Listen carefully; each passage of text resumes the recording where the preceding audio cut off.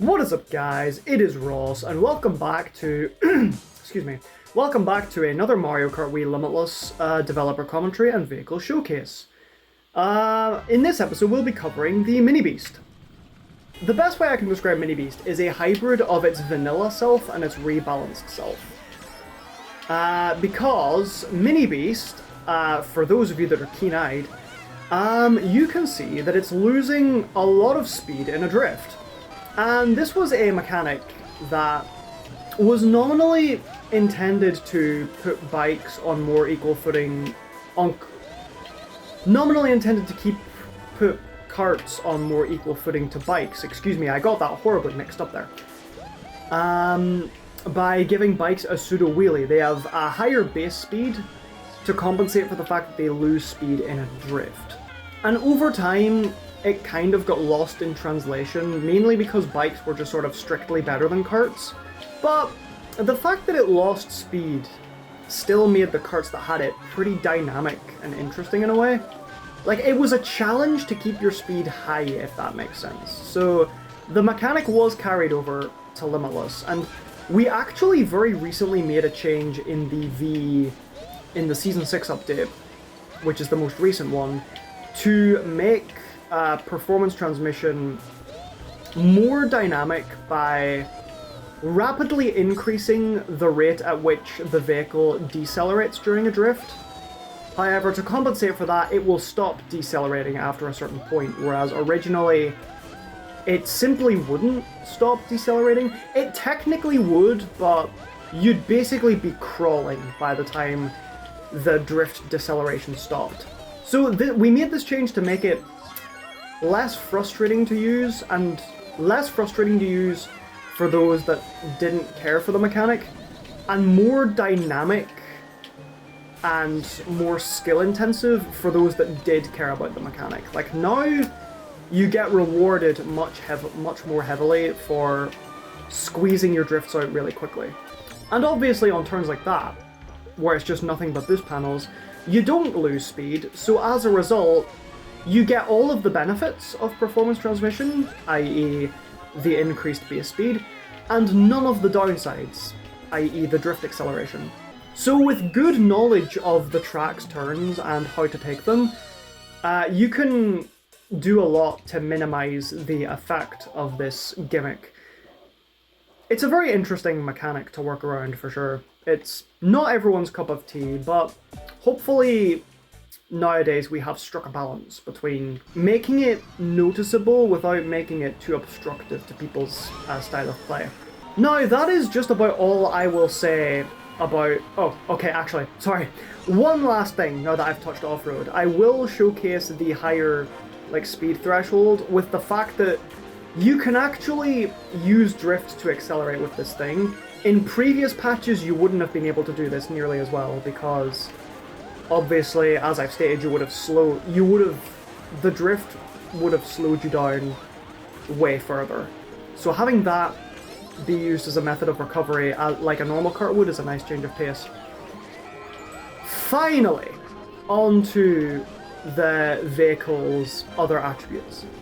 The fib. Its drift stat, its drift value, is pretty much identical to vanilla, so it drifts really tight. And its handling, I think, is a good bit better than vanilla. Like, it's not great, but it's, serviceable in a pinch.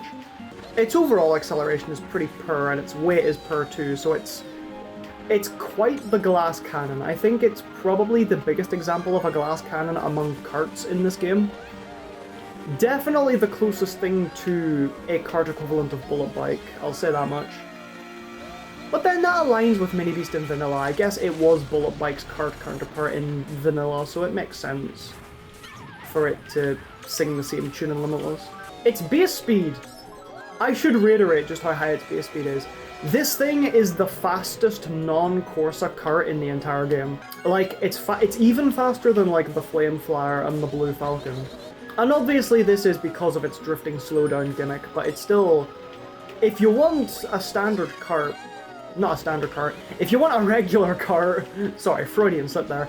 If you want a regular kart with a lot of top speed, Don't be afraid to try Mini Beast. Like, its stats are very unwieldy, but you can definitely make it work if you're dedicated enough. Time to show off how much of a glass cannon this thing can be, if I get the chance. Yeah, got touched. Very nearly got touched by a bill, but I was specifically pointing out how I was being touched by someone and getting sent flying off of the ramp. Die. Everyone's avoiding me, I don't know why. Blue shell! It feels so good being the one pulling the blue shells for once. Yeah, see, you're struggling to resist bumps against even fellow lightweights.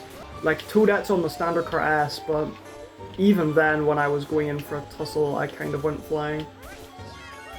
So the combination of weight and excel is definitely something to keep in mind when playing this thing. Because once you start playing online and getting into high-level ranked matches, you really notice that acceleration and weight is such a brutal combination of disadvantages to have. Like, it's kind of insane. I guess the silver lining to Mini Beast is that it can't get wheelie bumped. But that's of little comfort when you wheelie bump with a Flame Runner, but it doesn't matter because you're getting sent 7,000 feet to the side. Oh, and I couldn't start a drift because this thing's acceleration's miserable! There we go, finally.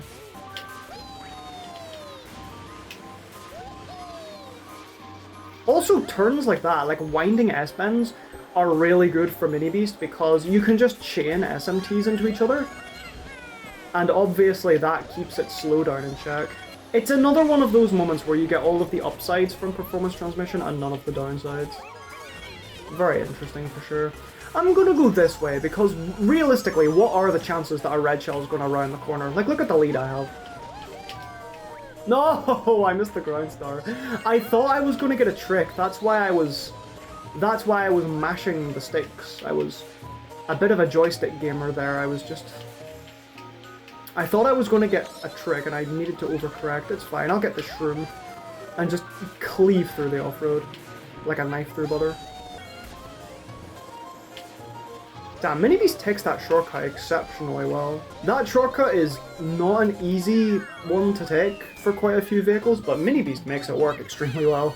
It's one of those cuts where you need a certain strategy, but once you've got that strategy, you're off to the races. Throughout Limitless's history, I would say that Mini Beast is kind of... It's been the epitome of difficult but awesome, I think. Like, its drawbacks are very impactful. Like, its acceleration and weight nip it in the bud a lot of times, and its performance transmission is a lot to work around.